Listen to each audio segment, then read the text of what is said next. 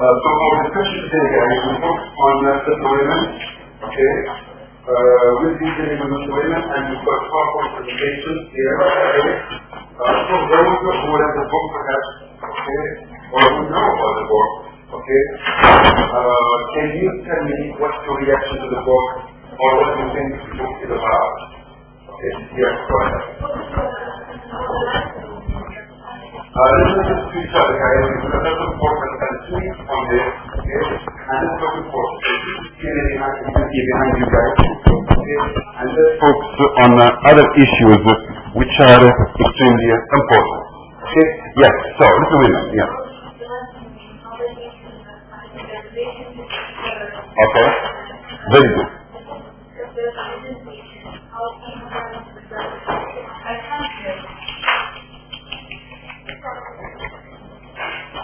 Yes, okay, yes, go ahead.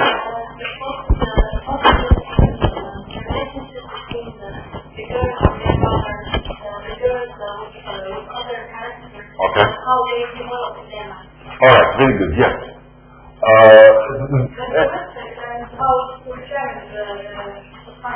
Very good. It's talking about the domestic and how we can challenge, what can we challenge? Society perhaps, and more important, the gender roles. Very good, okay.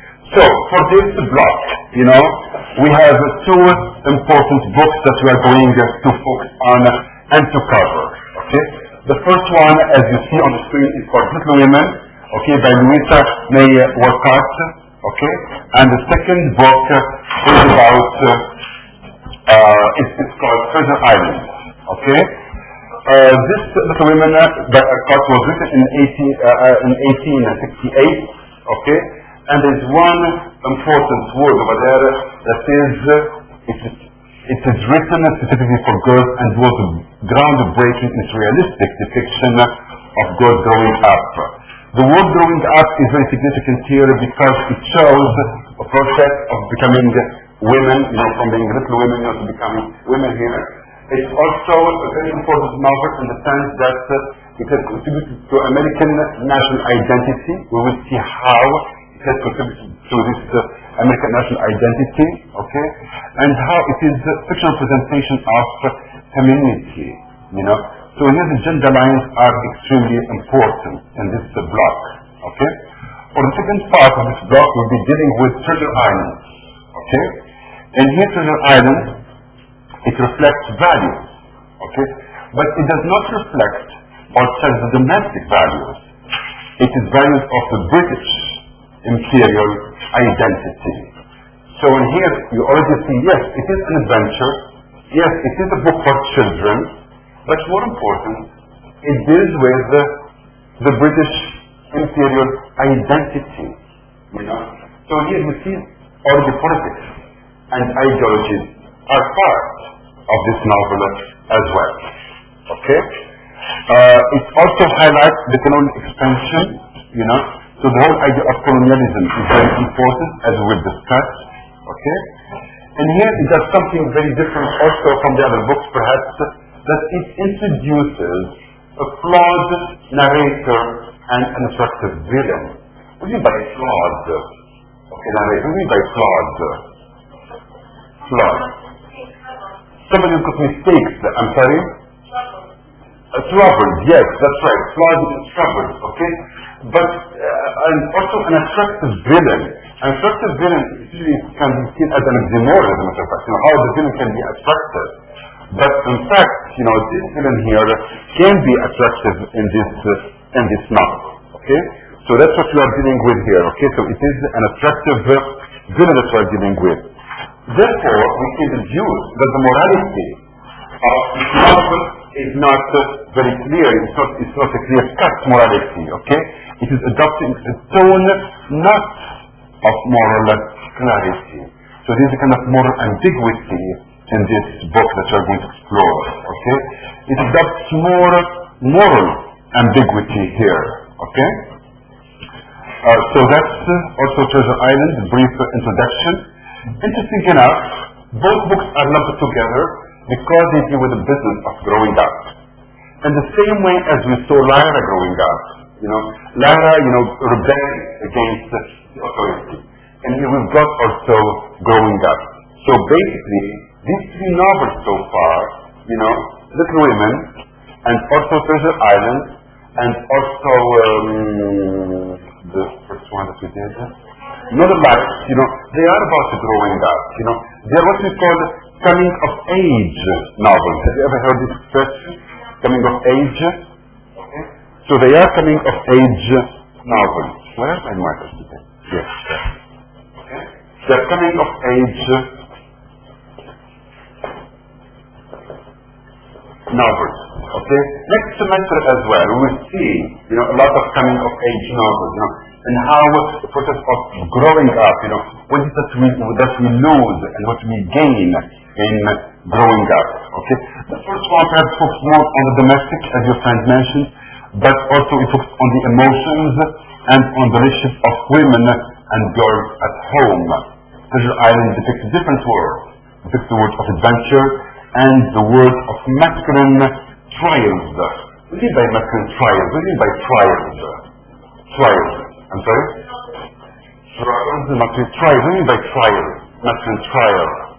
Challenges, difficulties. That's right. So the masculine trial, in other words, what are the challenges and the difficulties that a young boy goes through in order to become a man? Okay?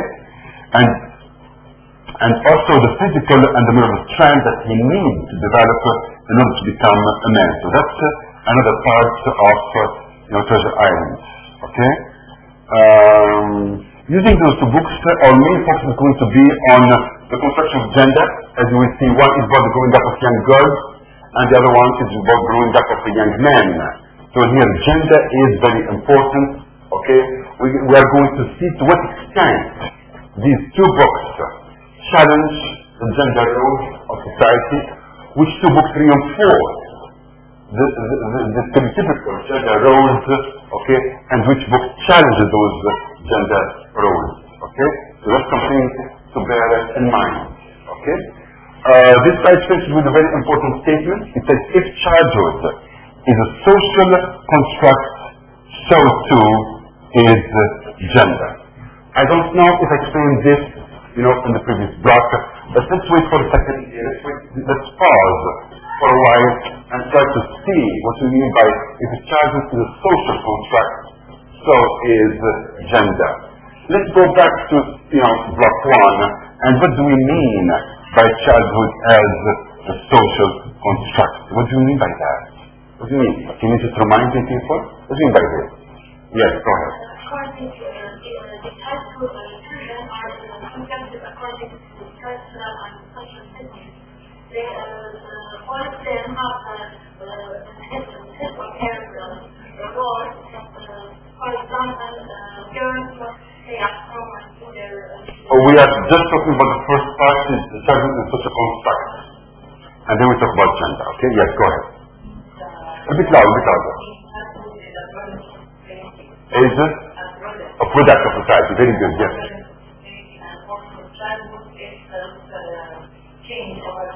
Very good. Very good. You gave me some very good keywords here. So childhood is a product of society. Okay? And since it is a product of society, therefore it is always changing and evolving. Therefore it is always changing and evolving. Okay? And we have seen this, with those images. You remember them? The Puritan image, etc., etc., And the image of childhood has been very different from one period to another, from one person to another. So childhood can be represented in different ways, in different means, in different societies. That's why it is challenging. However, what is natural about childhood? Is there anything natural? What is natural is that, you've got some kind of physical immaturity. A child is physically immature, but this immaturity becomes or gets a social meaning to it. We all know that there are certain different ages, but it has kind of social meaning to it here. Yes. Absolutely. At least, the way we imagine childhood is very different from one place to another. If the case is so, for example, is this clear, guys? Okay? If this is clear, okay, how is gender or social construct? How is gender or social construct? The boys yesterday were telling me that no, gender is natural. Do you agree? How is gender a social construct? I'm sorry? Physically? Please, go ahead, stop. The boys yesterday told me that it's natural. Physically it's natural, very good. Okay, very good, yes. Yes. Go ahead, yes.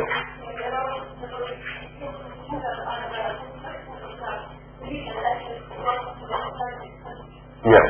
Okay, very good. Yes, some more thoughts. Yes.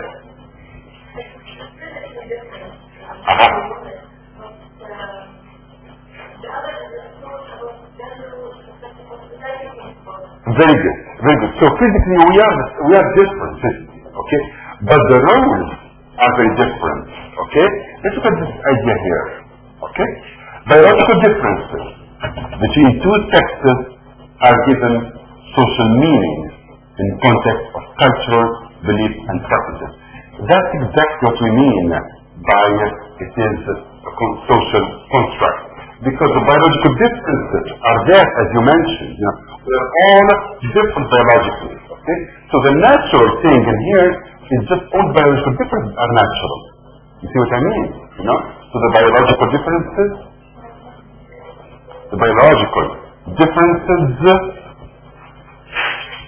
are natural.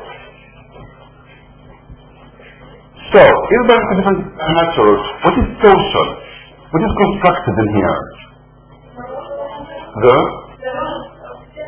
The roles that we play in each society. The roles that we play in each society. So in here, we're talking about the biological differences. That's not a gender. That's the sexes. The different sex. You know, when we go to a form to fill out the four, or somewhere, you know, they ask, you know, what is your sex, male or female. You know, but the roles that we assume are the social construct. They're created in different cultures, in different societies, in different historical periods. Therefore, these roles tend to be also changing and evolving. Not just changing and evolving, but also challenges too. You know, that throughout history, you know, gender roles have always been challenging and have always changed and have always evolved. It might seem Chinese, right? No. Clear? Yes. Alright. Any questions so far? The boys yesterday were once crazy over this. They say, how can you tell me that the role of man or the role of women has changed? He said, no, that's not sure too.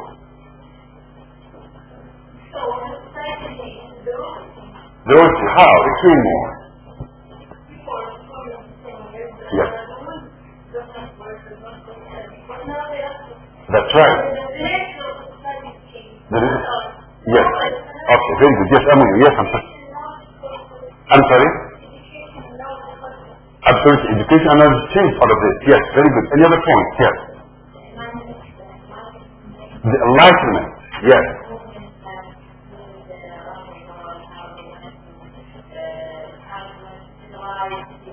Yes.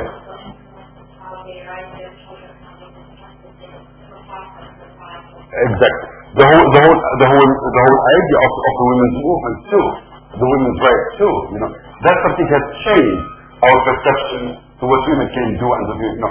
If you think about your mother and your grandmother and yourself, the three generations are assuming different roles in the matter of fact. You know, yeah, they do different things. You know, the different roles. You know, maybe your grandmother thought that her face is always at home. You know, your mother tried to question this, perhaps, whether she did something about it or not. It's not a question. It's just a question.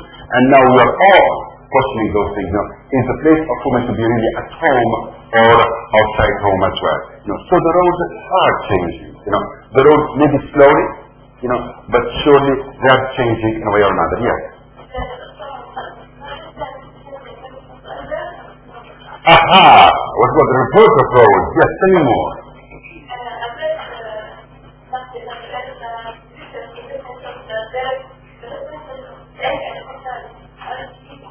staying at Staying at home. dad. I've got another word for them, yes.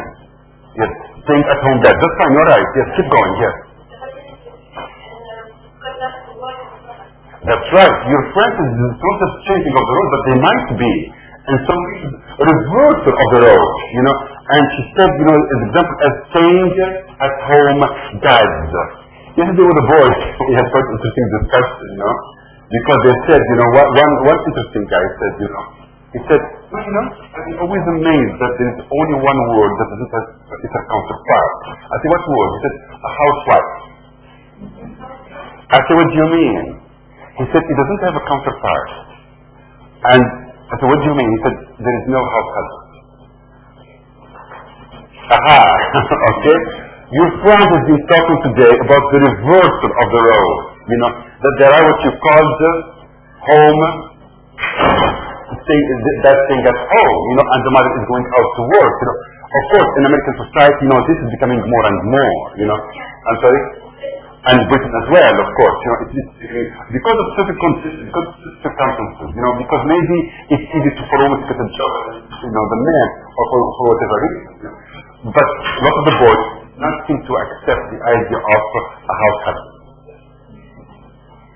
You see what I mean? I don't know how many people are accepting it too, quite frankly. You know? I'm sorry? No one. Like, what do you mean by no one? What do you mean by no one? A house husband. When you say no one, are you talking about yourself? Aha. You see, no one is a very big generalization. I'm sorry? You will accept, okay. You will accept. Anybody else? You will accept. I don't know. I mean, I don't know, but no one, you see, it's no one. Don't put people in the same group together all the time. We don't know who might accept, who might refuse, you know. It's interesting enough that those who don't accept are women too. That's interesting. So it's not the men who are refusing, you know, to be or to stay at home, but the women are refusing too. Think why? Absolutely. Because that's how we are constructed. That's how we think of our identity. If the husband stays at home or the man stays at home, what has become of it? It means that there is another domain where you should create and construct your identity. It means that the domestic is not your place where you construct your identity anymore. But you as a woman, you have to find other areas and other domains to construct yourself. You don't need to wake up every day and just do the bed and prepare lunch. You see what I mean? And take care of the kids and send them to school and the father to work. You have another domain, you know, where you can create yourself. Something tells me that if women refuse this idea of reverse of the road, it's out of fear. Of not finding another domain where we can reinvent our identity as a woman. Are you with me, people? You know, because you say, I'm not going to leave the house. What am I going to do? Who do I become? You become a new woman. It's very simple. You know, it might be challenging. It might be unsettling. It might be destabilizing at the beginning, you know, but that's the nature of change. Are you with me? So I don't see the fact that to cling to the domestic, you know, is going to bring any change. You know, when you say, we cannot accept this, you know, it seems to me that there is a fear inside. And the same way as the fear inside, you know, the man. You know, so here I think it's this fear also, you know, that of who you say, when can I exist myself? When can I decide my identity? When can I exert my identity? Home is my domain. That's where I'm comfortable. But if you want to change, you have to give up some of this domain as well. Are you with me, people? You cannot gain if you don't lose something. You know, so lose somewhere to gain somewhere else. You know, or invite to share, as you mentioned. You know, invite them to share the domain with you, so you can share the other domain with him too. That's another issue. You know, but you know, identity cannot be reinvented cannot be reconstructed if women still cling to that domain that has been traditionally and historically and culturally and socially the domain where they can only exist. You see my point?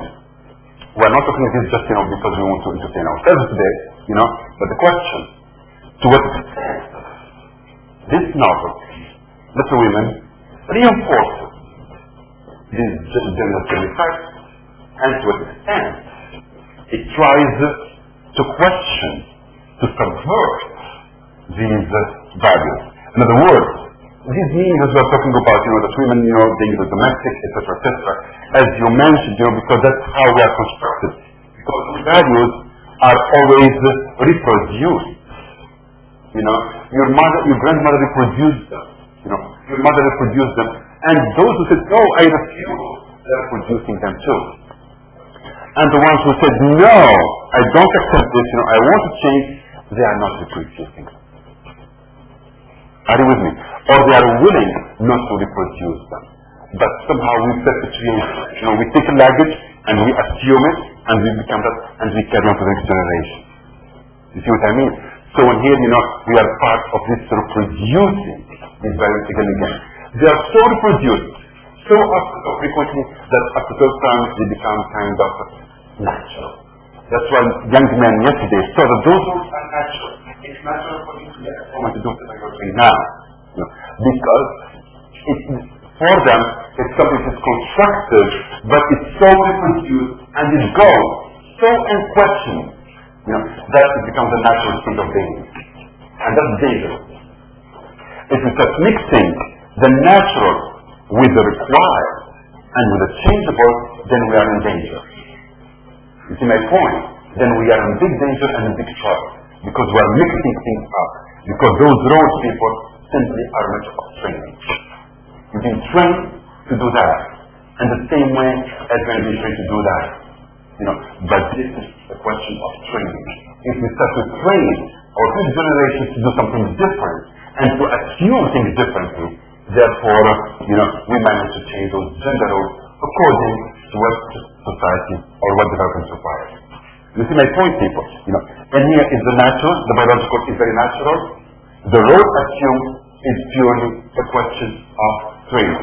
Nobody is born to know how to do the bed and cook lunch. We are just trained to do this. And your brother has been trained to watch you doing this. I'm being a bit sarcastic here. If you change the training, therefore the roles can definitely change by all means and by all ways. If you stick to the role and to your kind of training, therefore you are scared not to give away the training too. So that's the problem. Are you with me? Conservatism does not always come from the opposite side. Many times it comes from us too. From women themselves. And that's when you have to empower yourself first before the others empower you too. Does this make sense? You seem very quiet. The boys were much alive yesterday. Huh? Why? Huh? You seem very quiet about this. What's happening? I'm sorry? Alright, okay.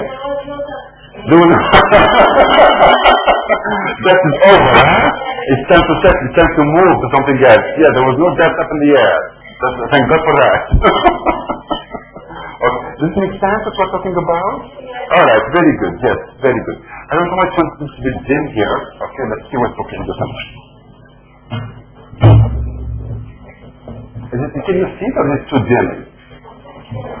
Oh, okay, it's bright again, okay? So that's the question, to what extent, this book challenges these roles, okay? Now, for the next couple of stories, we are going to see, okay, how Alcott challenges these roles, or does she challenge these roles, does she subvert any of those roles, okay? Let me just highlight something for you here. This novel is written by a woman about women, okay? Very good. I'm sorry? Yes, okay, perhaps it is, okay?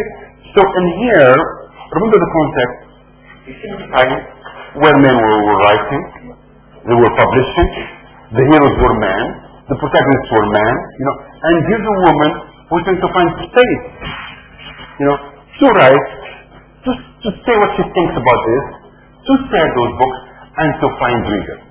So do you think, just even before you read the book, do you think that Alcott is going to question the status quo, the gender stereotypes, or is she going to accept them as they were given to her?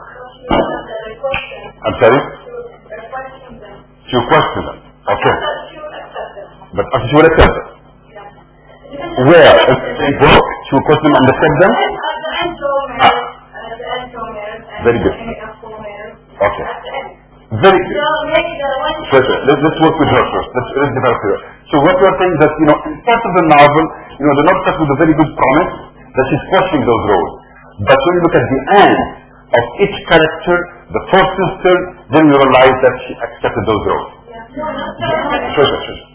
So what we're saying is that there is kind of ambivalence, it's not certain direction to go, because the end reinforces the social stereotypes. Very good, yes. Now, yes, go ahead. Because Joe is forced from the society to accept. Aha, so Joe was forced to accept. Okay. Because simply just for love, because simply so does Joe, why Lara didn't do that? Lara doesn't accept. Lara wants for the challenge. But Joe at the end, you said she accepted, that she was forced. But also, where's her identity? Where's her agency in all of this too? Okay, so that's a good point. We'll be discussing, yes. About the, yes, go ahead. Yeah.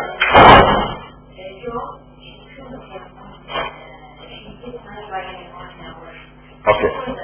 She chose that person, yes. This was her own way. She's responding to you, you know that? You don't respond to her. So she's telling you, it's not the society who forced her, but it was an act, okay? But she said she was not forced, but she chose to get married. It was her own choice. You want to respond to this?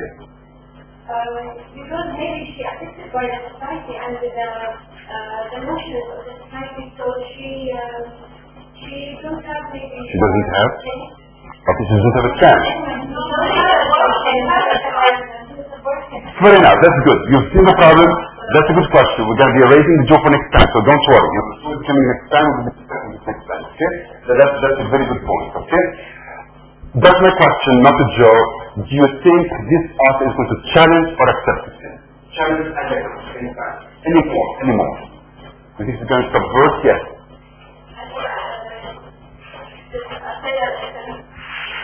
I'm sorry?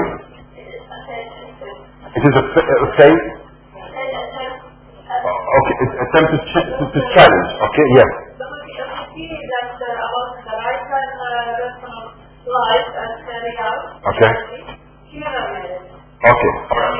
She was the second sister as Joe, and she was a writer. And very good. She worked in the work as a nurse. Okay, good, yes. And the writer was to write happy ending. Okay. The writer is forced to write happy ending. Why?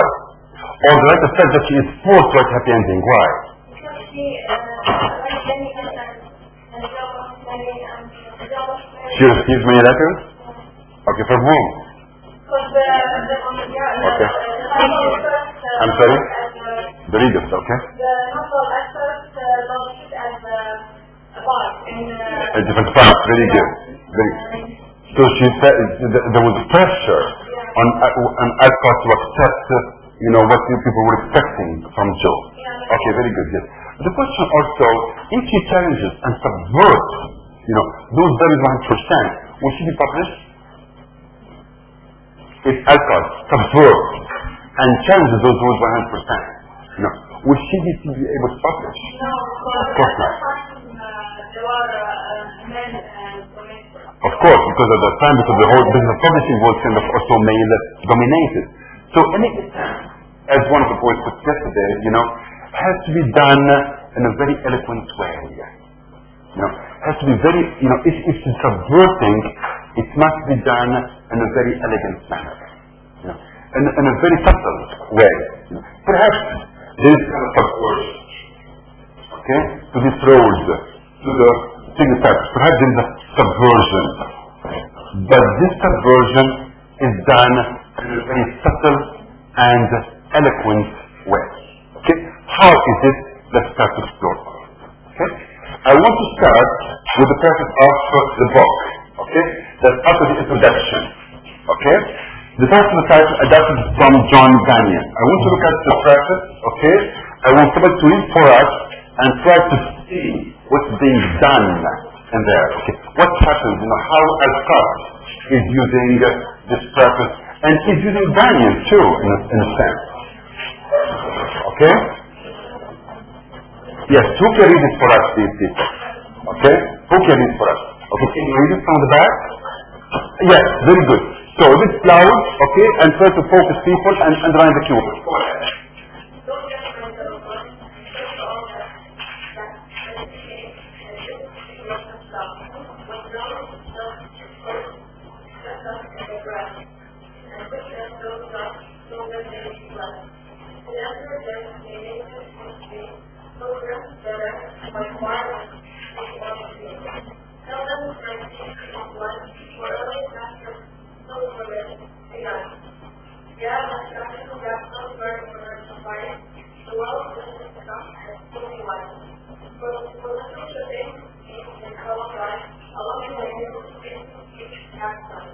Very good. Okay. What do you know?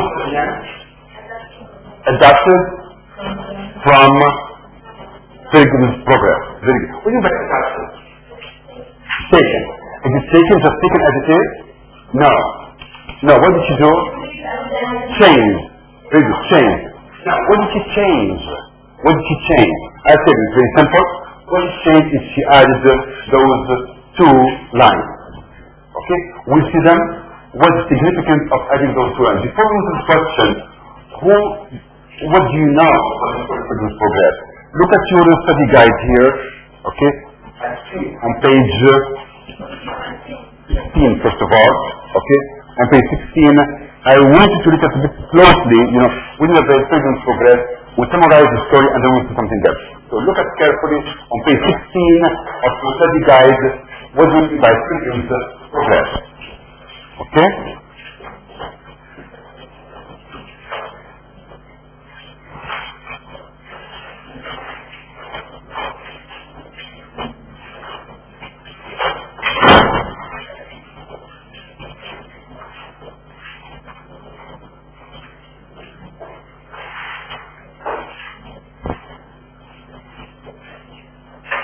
Okay, so read.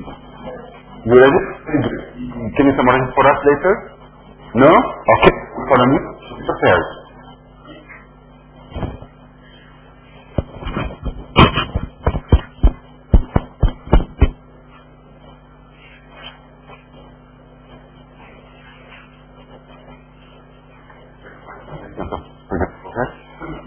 Huh? No.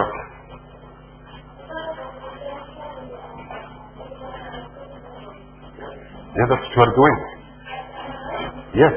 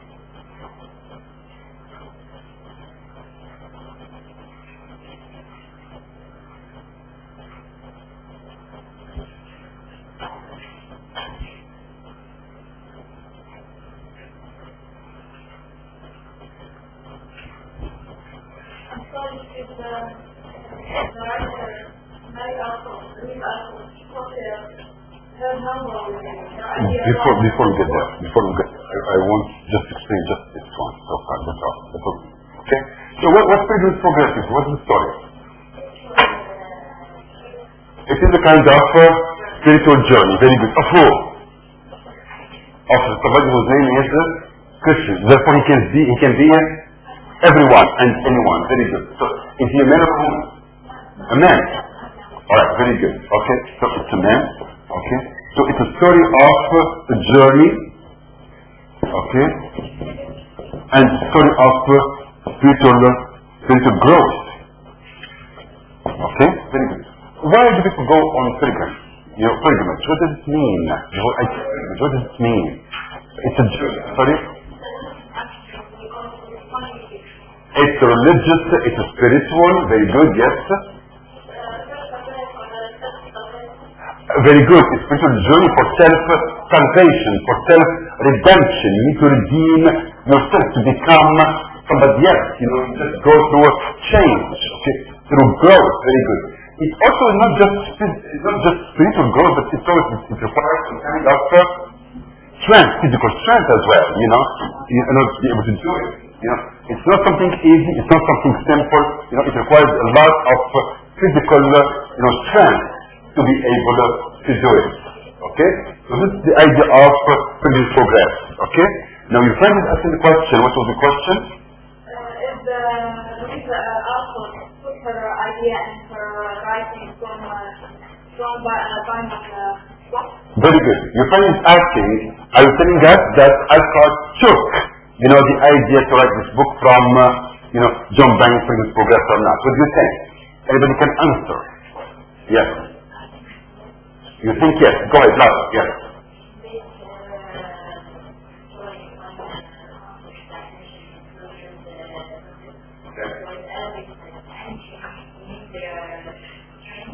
Yes. Very good.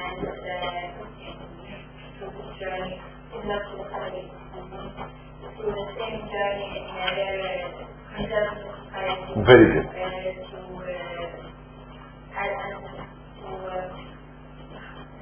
Okay, that's fine. That's fine. It's fine. Yes, that's fine. Yes, go ahead. Some chapters in the book here. Very good. Yes.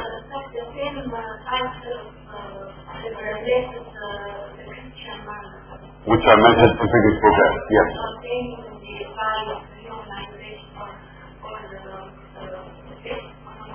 Okay. Yes. Yes. Very good. Yes. So there are a lot of parallels, between Alcott's book, and previous progress. And these parallels are highlighted to you actually on page of your study guide on page 72, I think. Okay? So can you look for page 72 and just look at the table and put this together before we come to this finished quotation? Okay? We need to establish in here, that there are parallels between the two books. That's what we are trying to do. That's what we are trying to do, to establish the 75. Very good, thank you. No, not 75. Oh, it's this page 76, yes. Starting from, yes, of course, yes, okay. So on page 75 and 76. I'm going to give you a few minutes to look at the table to establish there are parallels between both books, okay? And then we'll discuss the significance of those parallels, okay? So just look at those parallels, try to see them, okay? And then we'll discuss them together, okay? We're going to establish there are similarities between the two books.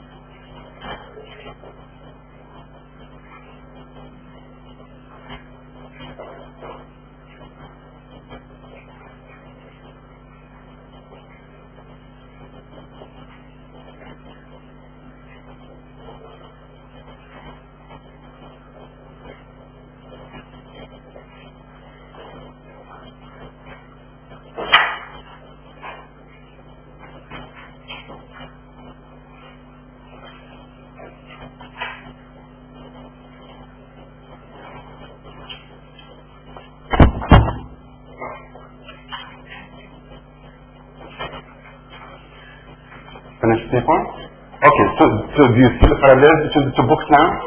Okay, there are quite very good parallels between them. There are even names, as you mentioned, which are, used from Banyan, and they are used, names of the chapters, the titles of the chapters also, okay? So once you have established this, that there are parallels between those two books, okay? Well, the question is, why is she using those things? Because first of all, why do you think that, Alcott would use, previous progress in her book? She's something change. She promises to do something very different. It's a new voice for women, but what she did, she used something very traditional. As previous progress. Written by a man about a man. Okay, the story has become so long. In other words, how can you bring change if you are using something that is so conventional, something so traditional, something that's not new as a matter of fact. Why did she do that? Maybe she admires the book, but the book is talking about men. Okay. So she has the idea to make the same or similar of this book, but with the protagonist as a woman. All right. Okay, I'm with you. Okay, very good. Any more thoughts, people? Yes. Because this book is one important book for Previous progress. Yes. Okay. She talks the principles of She's the principle. Okay. She be enforcing the woman. Okay, very good. Yes.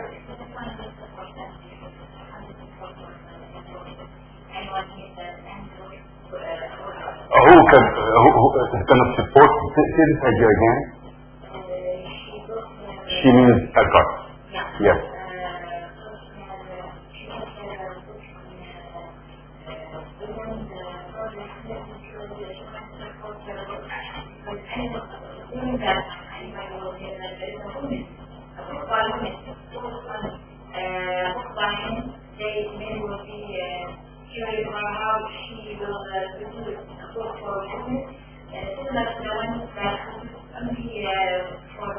Very good, yes, that's a good point. Yeah.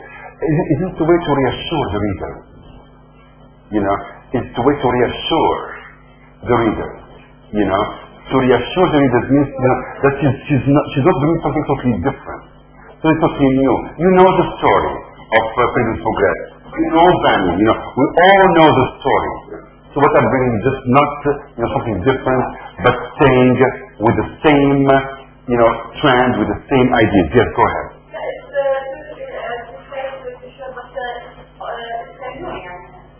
There is a newness to it, yes. Exactly. So now the question is, what's new did she bring to all of this? Very good. Okay, yes, go ahead. We'll see them, Trisha, yes. Absolutely. All of this in order to be accepted by the reader, okay? We also know that religion is very important factor here, because whenever we try to bring something different, we try to bring something to change, a new change. What's the argument? This is not religious, or maybe against religion, etc. Okay. So here she's trying to find a very common context, very common ideas, very common way of writing to her book, so this book becomes more and more accepted. She's seeking acceptance of the others to her book, of the culture, of the readers, and the society. That's what she's seeking. Okay? By showing that she's not bringing something totally new, but something that they are familiar with. Okay? What's new in all of this? That's exactly what we're going to see. And here she added those two lines. Listen very carefully to those last two lines, okay? And she says, for little tripping maids may follow God along the ways where saintly feet have trod. These are the two new lines. What is she saying in here? What's she referring to? I'm sorry? Yes, but look at what do you mean by maids here? What do you mean by maids? Women, of course. How are they described?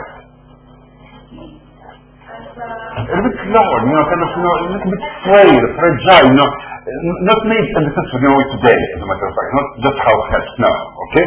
But look, little tripping maids. They are little. I mean by tripping. What do you mean by tripping? No, tripping. Not working very properly. Yes, if you look at the words here, if you look at the equivalence of tripping here, the synonym, Okay?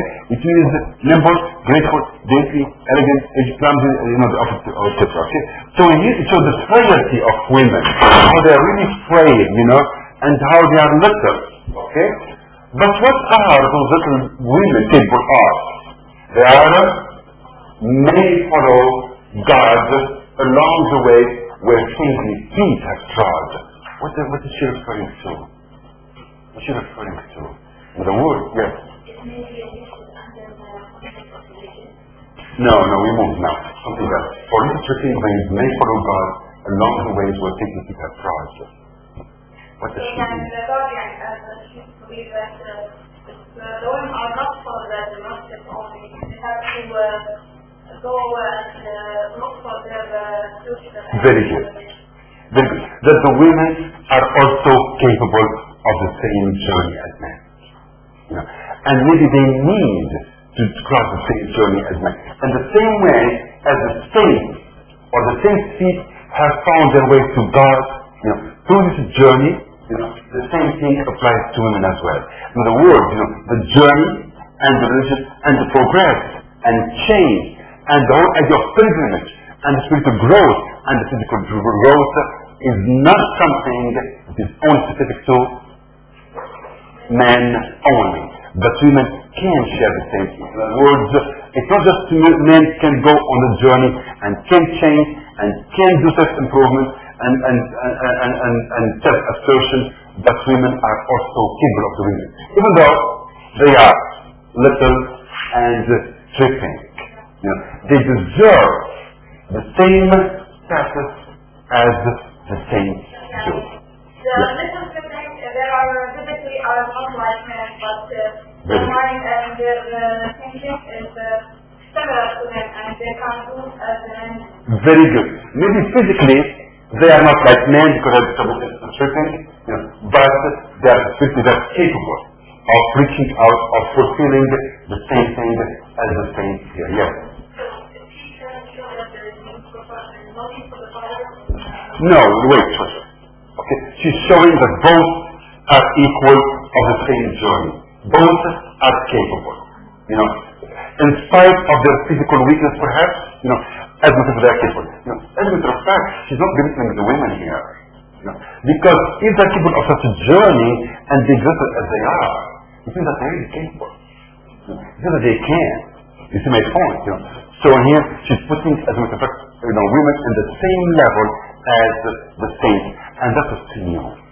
The story of freedom is not the story of saints only anymore, but it's also the story of women as well. The men as well. They can share the same stories with the saints. So here what she's doing, Pilgrim Progress is a narrative written by a man, where the man is the center, where Christian is the protagonist. What's happening here now? Absolutely. It's not man who is here, but it is four little women who are protagonists. So the center of the narrative is taken away from man, and who is placed in the center? Four women protagonists. And that's where the change is. That's why at the beginning, no, she accepted this. Yes, she did all of this, but she did something different. She did something new. So she took what people are familiar with, and introduced something they're unfamiliar with. We are all familiar with Pilgrim's Progress. We all know Christian. We know what he goes through. We know his journey. We know the outcome of the journey. But what's new now? This journey is also taken by women as well. So within the same tradition, we create something new, something different, and she meant to bring something new to the real. Are you with me, people? So it's not because she's using Daniel's progress that she is also conservative.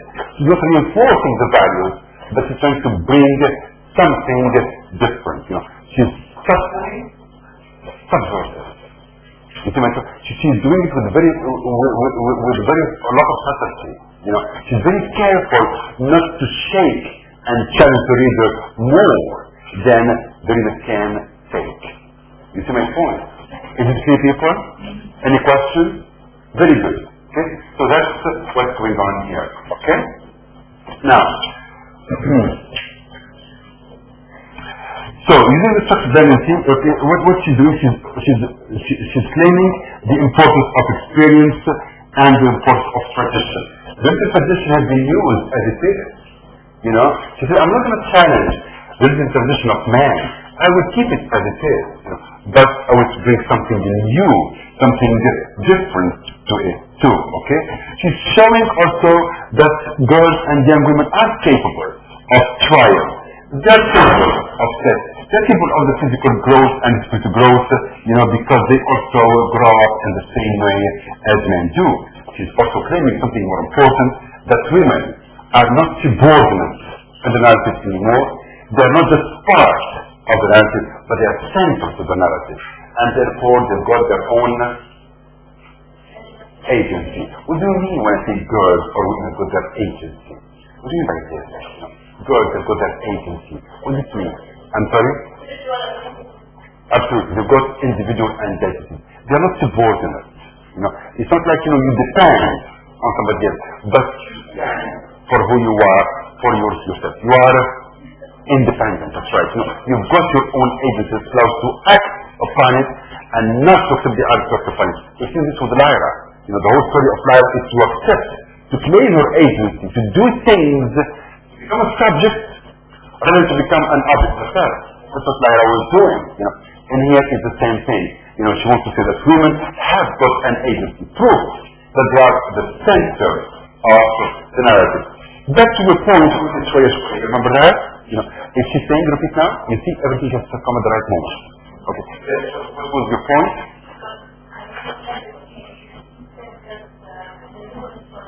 Absolutely. Your friend, as we previously have to do this Troya, you know, is she saying that there is no need for men or for men? Is this what she's saying? Based on what did you say this? Because when you say that you've got something that you are thinking about, what did you say? Yes.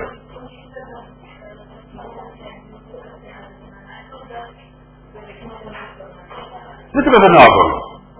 And the novel, yes, go ahead. You got it. I think that the girls or the little woman or even the mother are taking energy from the messages or the letters of their father. Okay. He told them that you must empower yourself to fight from weakness. Okay. It's something they understand it very well. Yes. So, in contrast, the mother, I think that she is training them to be mothers and to be in their domestic age. Such as when she told Joe that you should be a good cooker, training for cooking or something like that. But I like the more the father's ideas. Okay, very good. You have a very good point about the father, okay? To what extent is the father a central figure in the book? To what extent? To what extent is the father a central figure in the book? I think there is already kind of this. Let's start here. Yes, go ahead. The father is from the first the novel is away from the war. Yes. He died after so many 2 or 3 years. Okay, yeah. And he always it's not appear in their It just appears in the novel. no. Okay. Only in the end. Only at the end, yes. Only at the end, yes. Only by the letter. So you don't think he's very important? No. Okay, very good, yes. Let me get some discussion there and then the question. Yes. The father is an important character. Yes. What would you think so? Yes. Yes. Okay.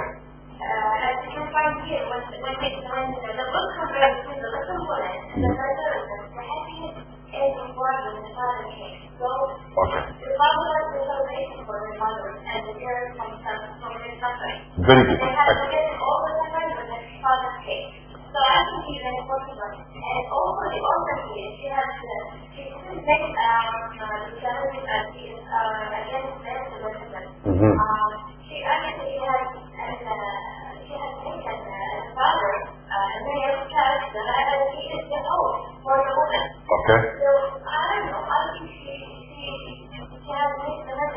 are you saying,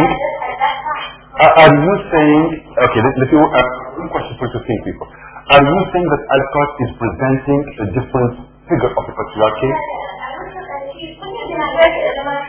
Okay, let me just bring this, closer to you guys, Are you telling me that Alcott is bringing different figure of the patriarchy different from the image that we saw of the Puritan father? Is this what she's doing? In other words, is she changing the role of women, but also the role of men as well? To think about. Okay, let's think. Yes, go ahead, carry on. The father plays indirect role. Yeah. What's the significance of him being absent? What's the significance of him being far away? What's the significance of this? Yes, I'll be back.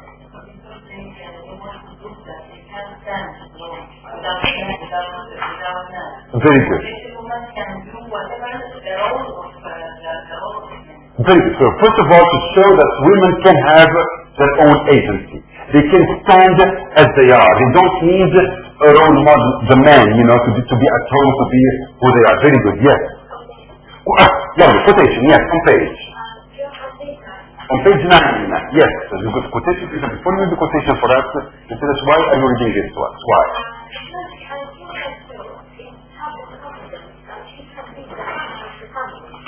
Very good. Yes. Go ahead. Yes. She said to you, I am the one of the family. Now what are you doing? I should provide the children, for he told me to take special care of mother by people who are born. Yes. You want to comment on this? Yes. Go ahead. Yes. Very good. Yes. Underline this quotation and please underline the key words and say, okay, Joe is talking. Because I am the man of the family.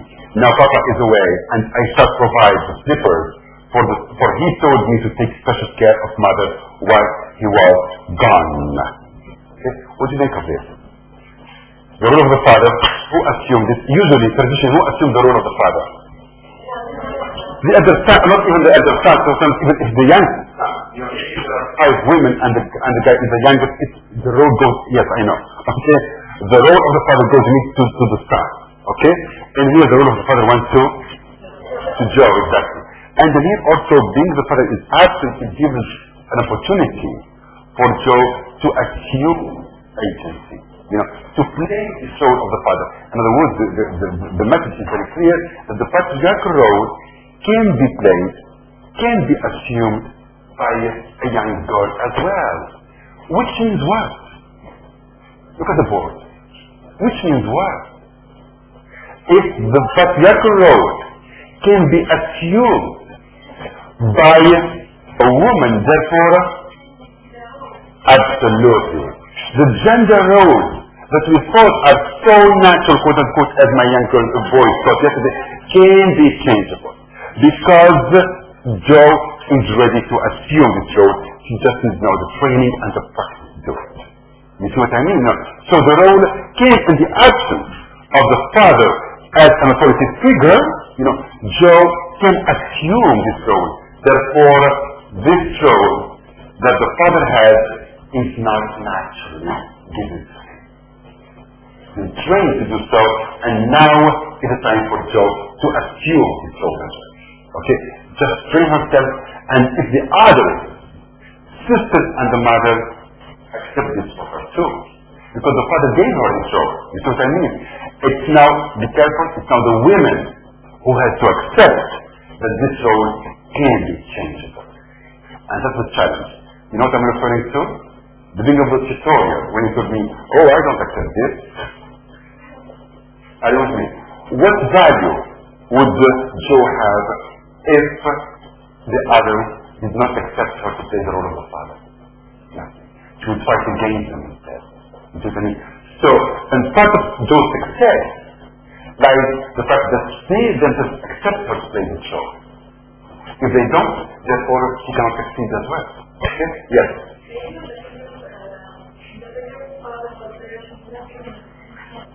That's true. That's why it was yes. That's why it was significant of the absence of the father. So we can know what alternatives we have, what other options we have. Alcott is communicating to us that yes, there are other options, that the role can be assumed by a young girl who is willing to play the role, provided the rest would accept what the lady shows. That's very important until the other members of the family, the women, accept what the lady shows. It's very important. Are you with me, people? Okay? Yes. Can I get your point? And then the question back here. Yes, go ahead. Yes. Yes. Absolutely. The patriarchy was still established and was there to stay. Yes. I know. I mean, yes. Yes. I mean, even today, let alone, many years ago.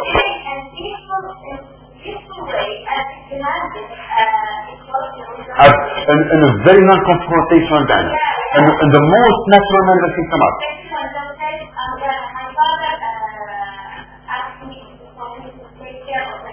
Absolutely. Yes. Absolutely. I'm sure, the reader here, I'll be very curious, to know how they do respond. I'm sure he reads this with a smile, but I don't think the reader would resist this to a large extent.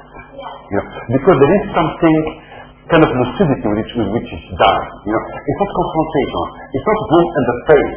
You see what I mean? It's done very gentle way in a very, very elegant manner. Okay? Yes, go ahead. Yes. Let's talk about this next week as well, because now it's different stories. Okay? Yes. Okay? Very good. Yes. And now let me say back to your question. Do you think that in this image of the Father, do you think that Alcott is giving us another version, a better version, a more human version of the image of the patriarchy, of the patriarch? Do you think that this, keep in mind the image of the Father here and the image of the Father that we saw with just that kind of painting? Okay, what do you think? Yes.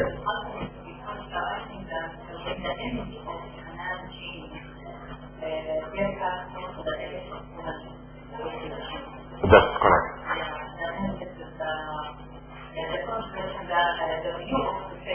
Absolutely. Absolutely. So the change is to apply to both genders, not just women, but also men have to be, included in this change as well. Absolutely. Yes. Of course. Absolutely. And the Father seems to be accepting this change. He has no problem by being far away. And he has no problem by giving this responsibility to Joe too. He has no problem. You see? So that's why it seems to me that the new phase of the patriarchy in this novel, a phase that is more in tune with himself, is more accepting of this change, even though he's very masculine, he wants to war, to fight, because if he were to say, oh my God, what kind of father is this? But being far away, being kind of, fighting for some kind of values, he seems to be able to give up this role to Joe because he knows deep down that Joe is capable to play this role as well, and she assumed it. Okay? Yes, so that's the new face of the patriarchy that we are dealing with. Let me bring your attention to something as we'll be discussing next week. What are the other main figures that we have in the book as well? Which are the other main figures that we have in the book? I'm sorry? No? Mr. Lawrence. Yes, Mr. Lawrence, the neighbor, yes. And who else? And his grandfather. What happened to think about them too. Laurie, that's right, Laurie. Tell me, who is Laurie? I'm coming to Laurie. Yes, who is Laurie? Who is Laurie? Very good. Grandson of Mr. Lawrence. Okay? For next time, people, I want you to pay attention to both figures. Mr. Lawrence, who is he? How is he presented to us as a male figure? And I want you to see also and pay attention to Laurie as well. Because my question is, Laurie another face of masculinity? And to what extent is he different or similar in the future to the face of the male character? I don't know. You see what I mean? There's a huge difference in the way a woman draws a young boy at the forest of fishermen and the way a man draws face all characters of these boys that are going to events in the future. You know, so here I want to see how women perceive the image of the masculine, even though the male in the future as well. Okay? Yes.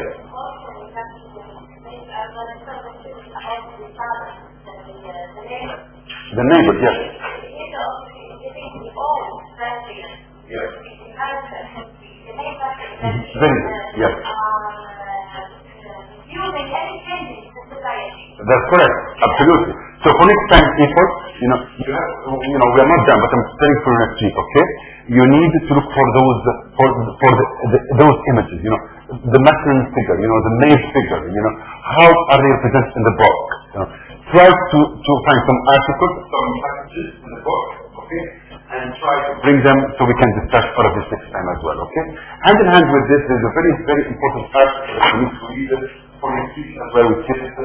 I think I mentioned the article. Can you find it for me please here? Okay, which one? Okay, so these are two articles which are very important for next week as well, okay? Okay, the first article that's very important is this women across civil war, okay? And the second article is Weight Capture and Be a Man, and this women, Laurie and the ethic of submission. Even Laurie is mentioned in this article, which shows how important Laurie is to understanding of this gender issue of what's going on. It seems to me, that Alcott is giving us a new presentation of a new roles, gender roles, played not just by the four women, but also by the male figures in the book as well. Okay. Gender cannot be discussed only and exclusively regarding women, but it should be also discussed, related to men as well. Okay. So that's something to pay attention to. Okay? Yes, go ahead, I'm sorry. What about, of course, do it at home. Okay? Now, what kind of, let's look at the four girls here, just how they are characterized, okay? Who is the elder? Meg, Joe, Beth, or Amy? Meg is the elder one, okay? Remember now there was burden, there were things to purify themselves from, okay? Meg, she's the eldest one, and she loves what? Wealth and personal finery, okay? Which one of them do you think is more similar to her mother? Meg. Meg is the one who's more similar. Joe, is her mother? Huh? Is Joe like anyone in the novel? I'm sorry? The temper. Joe's temper is like her father. Her mother. Okay. Very good. What I want to do for next time, there is a very important passage, can you find in the novel where the temper of the mother and the temper of Joe is so similar. Because there is a very good important conversation between both of them. Bravo, very good. Try to look for that passage. People, I'm referring to this passage because it's very important, very revealing, okay? So for next time, I will count on you to bring that passage. Don't be absent. Okay? Very good. Okay? You know what I'm talking about? Okay? Can you tell them what I'm talking about? Let's see if we can have this for the passage as well. Talking about the temper that so like her mother and the temper. And yes, the temper is similar, yes. And the passage, can you tell them about the passage? Yeah, I will look for the passage in the novel. Do you know The summary of Joe and where in the novel this passage took place? Where in the novel? she talked about the mother talks What happened to Joe that she said that she needs to talk to her mother about it? when she was very angry and When she was angry. was and she wanted to be changed her thoughts in her temper. Very good. What happened in the novel that made Joe so angry? You forgot. Remember for next time. Very good. Good. Yes. Don't say much. Now, writing and writing. Who is the writer in those four sisters? Joe. What's the significance of writing for Joe? What did I say next time? Okay. Now we are throwing ideas. We are preparing for next time now. Okay. So Joe, who is Joe? She's a bookworm. What do you mean by bookworm? She reads books. She loves stories. Slangy. What do you mean by slangy? She's like a boy, but also she speaks very slangy. what's the importance again of writing? But what's the importance? And I see your book this way, by the way, guys. That's how we bring sentences together.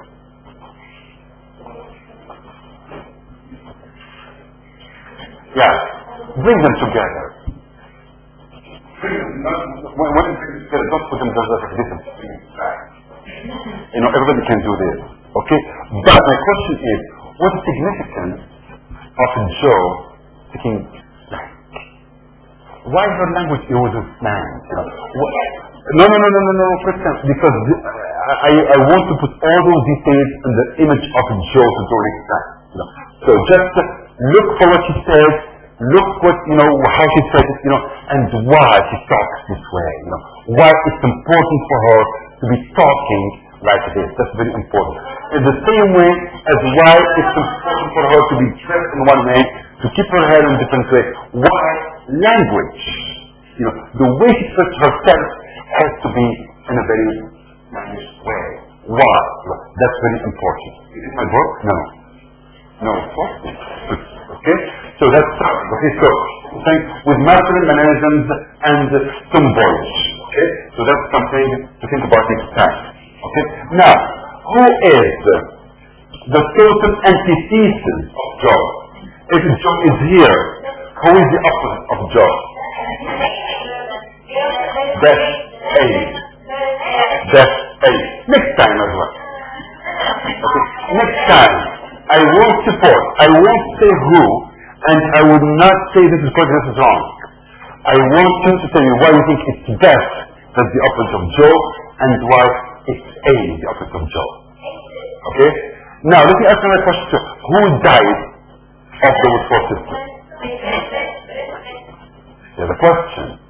Why did she die? Not because she got sick. Don't tell me that, okay? But, absolutely. Why the writer made her die in the novel? That's all. So, if this of something, okay? Why she died? Actually, who died? Did you say? Beth. Why Beth died? Okay? And why the opposite of Beth lived? What's the idea here? Why one died and why one survived? What about her that she just had to die? What about her that has allowed her to survive her circumstances and be strength and go through the pilgrimage, gaining physical and spiritual change? Death did not seem to be able to go through his pilgrimage.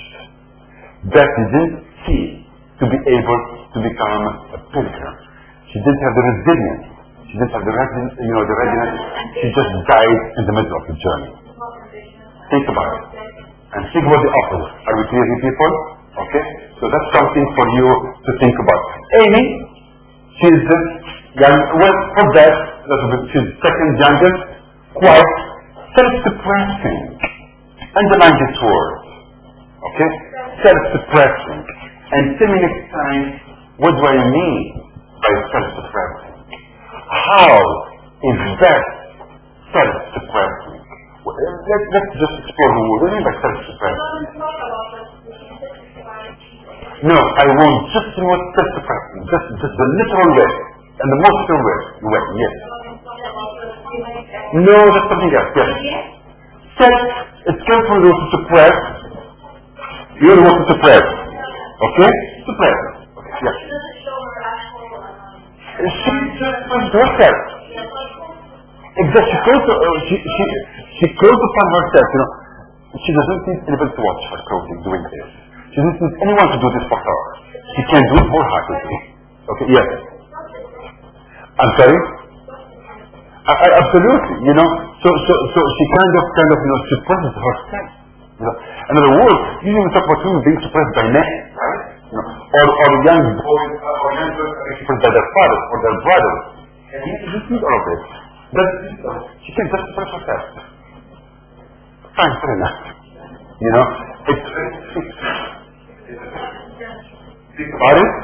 Think about it, and look at persons in the novel when she does it. Okay? Very good. Yes. You want to for the novel? Keep it for next week. Very good. Keep it for next week. And don't be absent here. Okay? Yes. Any more questions about it? No. Okay. Amy. Okay? Yes. Anything about Amy? I think it looks like Joe and May in some way. Amy looks like Joe and May in some way. Tell me more. Yes. Like May, she likes wealth and she wants to marry a bookman and because of at the end with her husband. But like Joe, she's coming the society by traveling and studying anything and great well. So she has degrees of challenges. Yeah. Okay, very good. Let me tell you this, offer this something, okay? Do you think that the four women are really four different women?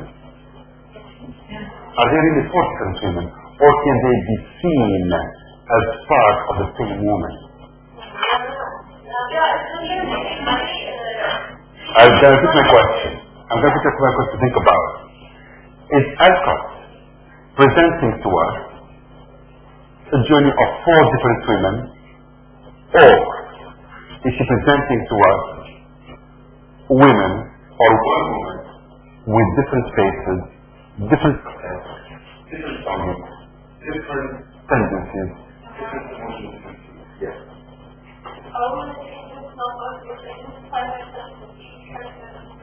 Okay, very good. So it's about to identify. I don't want to answer, by the way, when I ask the question. I just want to think about it. Okay? So that's something to think about, okay? Very good, yes. So Amy is the youngest, socially ambitious, okay, which is good. I think the man touchy about her status in school, etc., etc. Okay? So that's about it. So for next time, people, that's what we're going to be starting from, and that's what we'll be discussing. Okay? The Banyan small, this one is called the Banyanesque, we're referring to Banyan. Oops, sorry. We're referring to Banyan, okay? It's pointed out by Marsh himself on page 12. Let's look at page 12, okay? And then we'll see what's going on, okay? On page 12 in your novel, people. Okay. Page 12. Yes.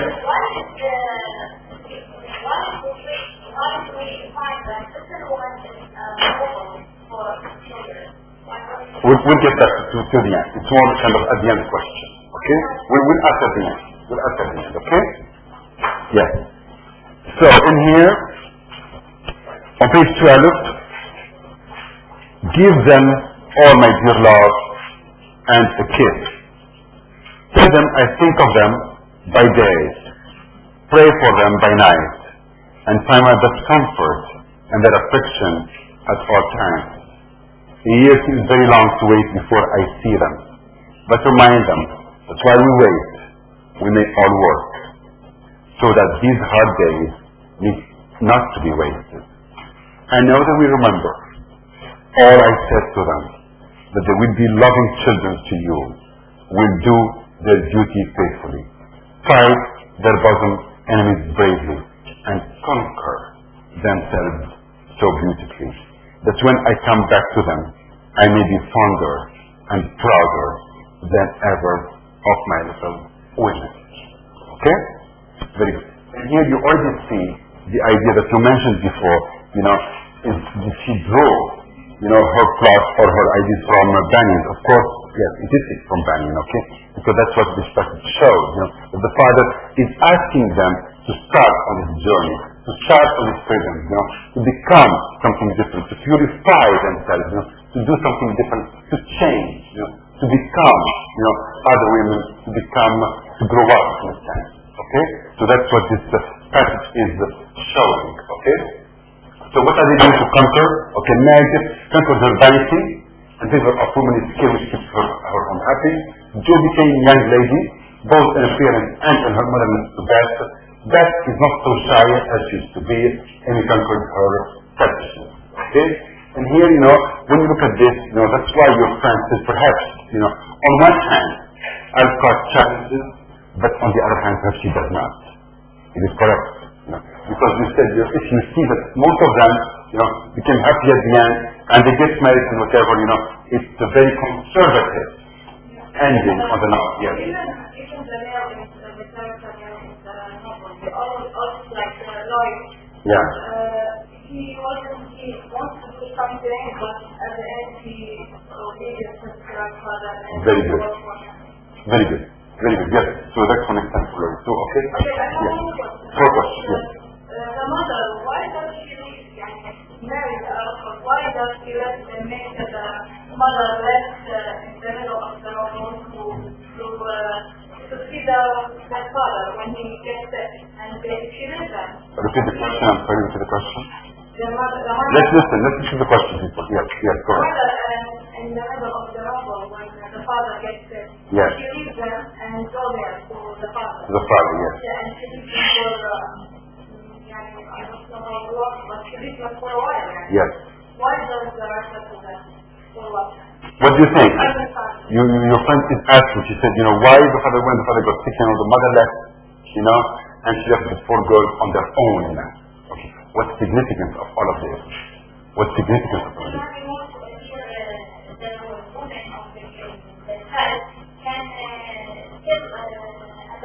Absolutely. It's another step in the challenge that they have to deal with. That now not only the aspect of the father, but also in the aspect of the mother. Exactly, the caregiver, they can be independent and they can still carry on their own. Okay? So that's what it is, yes. Okay? Any more thoughts about this? So for next time, people, okay, we want to think about those who make figures, okay? We want to get to the book now for next week, okay, passages, okay, underline what you like, okay. Bring the passage, please, that you think is very significant, is very important, okay, on whatever scale, whatever level you want, okay.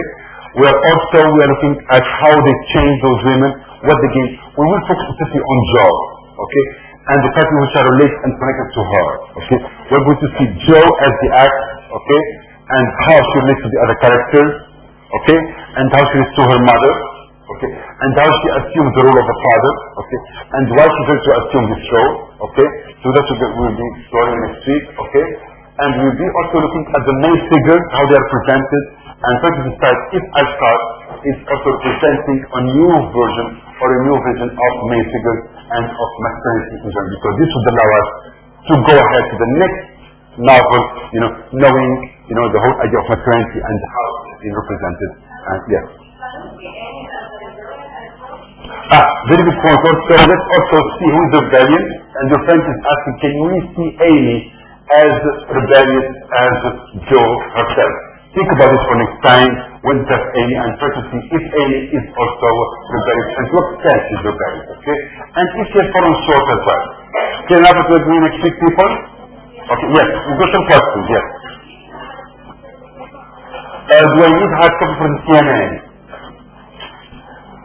Do I need hard copy for the CNA? Yes. Okay, alright. Thank you very much, okay? And see you next week, inshallah. Thank you.